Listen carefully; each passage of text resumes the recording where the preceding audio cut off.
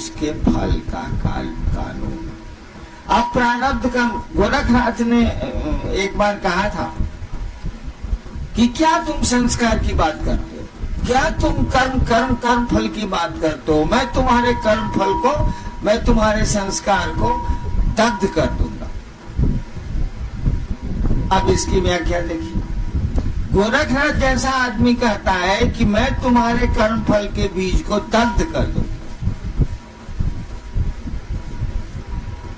यानी आप इतना मकई का बिया ले लिए हैं रोपने के लिए, एक आदमी आपकी मलकिनी आती है, उनको नहीं मालूम है कि आप रोपने के लिए मकई रखे हैं, तावा पर उठाती हैं, देती हैं भूंज रही हैं, अब लामा फूटने ही वाला है कि आप कहते रे रे रे रे काकी काकी हमको तो रोपना था, ये तो भुजा बना दी इसका। रुक तो गई वो, कहा ठीक है नहीं बुझी, लेकिन क्या वह बिया पेड़ बनेगा? नहीं बनेगा, लेकिन वह मकई का बिया रहेगा। समझे? अकुरेगा नहीं, उससे मकई नहीं निकलेगी, पौधे नहीं निकलेंगे, लेकिन बीवा रहेगा। नहीं समझ रहे? बिया रहेगा। गुरु को अधिकार है, सदगुरु, सच्चे गुरु, सही गुरु को अधिकार है कि वे आपके कर्म फल को दग्ध कर दें, अच्छे कर्म फलों को विशाल कर दें। जैसे बहुत अच्छा कर्म है आपका और बुरे कर्मों से आप घिरे हुए हैं, अभी पेट्रोल जो चल रहा है उससे आप घिर गए, आपका अच्छा कर्म नहीं काम कर रहा है, उनको पावर है कि बुरे कर्म के बीज को वो जला दें, अच्छे कर्मों के बीज को पानी हवा दे दें। ये गुरु का अधिकार है, लेकिन गुरु को ये अधिकार नहीं है। ईश्वर की कुर्सी पर फिर है शिव को, लेकिन शिव गुरु को ये अधिकार नहीं है कि वह जो मकई का दाना दग्ध होके तावा में पड़ा हुआ है उसको मिटा दे, उसको वो नहीं मिटा सकता। गुरु की कुर्सी पर ईश्वर के रूप में तो उनका कानून है, वो कानून को तोड़ ही नहीं सकते।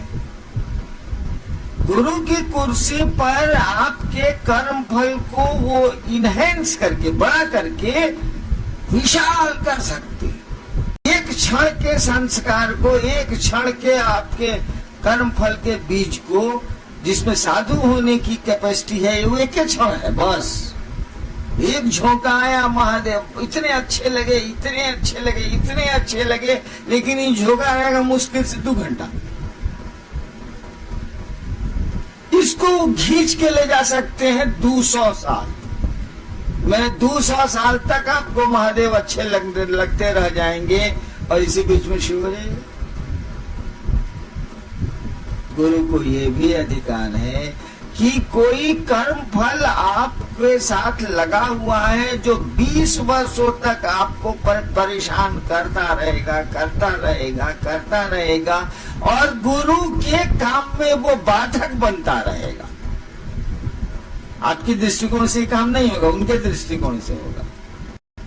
तो वो 20 साल के कर्म फल को 1/1 करोड़ हिस्सा में पास करा, 1/1 करोड़ हिस्सा सोचिए में पास करा, पता नहीं चला, ये उनको पावर है। लेकिन वो सीड को नहीं हटा सकते, सीड रहेगा, वो उतना आपको लेना पड़ेगा। बिया का भक्षण आपको करना पड़ेगा, वो बिया आपको लेना पड़ेगा, उसमें गुरु कुछ नहीं। लेकिन वह बिया पेड़ नहीं बनेगा, अंकुरित नहीं होगा, यह गुरु कर सकते हैं, उनको पावर है, सही गुरु को उनको पावर है। लेकिन बिये को हटा देने का पावर मात्र शिव को है, क्योंकि मात्र शिव माने महेश्वर शिव, ईश्वर शिव, भगवान, उनको है और वो उन्हीं का कानून है, इसीलिए हटाते नहीं। उन्हीं का नियम है, उन्हीं की इच्छा से ये सिस्टम चल रहा है, इसीलिए हटाते नहीं। अब सुनिए, मैंने कई बार कहानियां सुनाई हैं कि एक आदमी था जो कथा पढ़ता था और भगवान का बहुत बड़ा भक्त था। एक गांव के बाहर आया और पहले तो नियम था ना कि कोई साधु आया है गांव के बाहर तो गांव वाले उसको भोजन वोजन कराते थे। तो लोग कथा सुनने शाम में जाते थे और कथा सुनते थे और गांव के लोग उसको भोजन देते थे। गांव के बाहर एक मंदिर के बाहर टिका हुआ था। एक औरत थी जो प्रतिदिन खाना बना के ले जाती थी, उनको खिलाती थी, पानी ले जाती थी, पिलाती थी और ये सिलसिला 6 महीने तक चला। समझ रहे? 6 महीने तक चला। 6 महीने के बाद उस कथावाचक भक्त को कहीं वहां से अब जाना था। उसने रात में कहा कि देखो मैं परसों चला जाऊंगा, तुम 6 महीने से मुझको भोजन करा रही हो, कुछ चाहिए तो बोलो। उस महिला ने कहा हम कुछ चाहने के लिए आपको नहीं खिलाते, हम तो आप साधु हैं, हमको श्रद्धा है इसीलिए खिलाते हैं, हमको कोई जरूरत नहीं है, कोई इच्छा नहीं है, इसके चलते हम किसी चीज के लिए, किसी चाहत के लिए आपको खिलाता हूँ, ऐसा नहीं। नहीं 6 महीना तुम खिलाई हो, कुछ तो हमको देना चाहिए। कहते नहीं छोड़िए, हम तो ऐसे ही आपको खिलाते थे, कुछ हमारे दिमाग में नहीं है, कुछ भी हम नहीं चाह। ये एकदम जिद पर अड़ा हुआ था कि इतना दिन इसका एहसान है, कुछ दे दे। जिद किया इसने तो उस महिला ने कहा कि देखिए हमको शादी हुए 15 साल हो गए, हमको कोई संतान नहीं। ठीक है कल आओगी तुम खाना लेके, मैं परसों जाऊंगा, कल आना। रात में उसने अपने भगवान को वायरलेस किया, जिस जो भी उसका आराध्य हो। भगवान ने से इसने पूछा कि जी ऐसा ऐसा हुआ है। महिला बोली है कि हमको संतान नहीं है, हमको 6 महीना खिलाई है, आप बताइए कि उसको संतान है कि नहीं तकदीर में। भगवान ने कहा कि उसकी तकदीर में संतान नहीं। बात खत्म हो गई। दूसरे दिन वो महिला आई, कथा खत्म हुई, परसों इसको जाना था, मतलब दूसरे दिन सुबह इसको जाना था। रात में फिर सब चले गए तो महिला ने भोजन निकाला, लोटे में पानी लाया, कहा कि खा लीजिए। कहा कि देखो हम खाएंगे नहीं, तुम 6 महीना हमको खिलाई हो। और भगवान ने जब कह दिया कि तुम्हारी किस्मत में संतान नहीं है, हम तुमको संतान दे नहीं सकते, हम खाएंगे। बहुत जिद की कि भैया हम तो पहले भी कहा था किसी चीज के लिए आपको नहीं खिलाना है, आप खाइए। तो आप जिद किया तब ना हम बोले हैं, हम तो बोल भी नहीं रहे थे, हम 40 के लिए खिलाया भी नहीं था आपको। वो आदमी नहीं खाया, चाहे हम इतना भी नहीं कर सके तो क्यों खाना खाया। अब महिला जिद कर रही है खाने के लिए, नहीं खा रहा है। वह महिला बहुत उदास मन से कि हम काहे बोल दिया, बाबा जी खाए नहीं, काहे बोल दिया। उदास मन से वही खाना और वही लोटा में पानी लिए हुए घर को वापस जा रहे। चांदनी रात थी, जा रही थी तो गांव में पीछे रोड थोड़े ही है, खेत की मेड़ है, खेत के मेड़ पर जाना है। ये बहुत दुखी थी, सोचते जा रही थी कि हम कौन पाप किया जो हम उनको कह दिया कि हमको संतान नहीं है। ती भी बहुत, अब खाए कहे नहीं वो, यही सोचते जा रही थी। उधर से वो मलंग साधु चला आ रहा था। अब मेड़ तो एक को है, कोई उतरेगा तब ना मेड़वा पास करेगा, नहीं उतरेगा तो टकरा जाएगा। साधुओं भी मलंग था, वो कुछ सोचते हुए आ रहा था, वो ध्यान नहीं दिया कि कोई सामने से आ रहा। इहो बेचारी इस चिंता में थी, इसने भी ध्यान नहीं दिया कि सामने से कोई आ रहा है।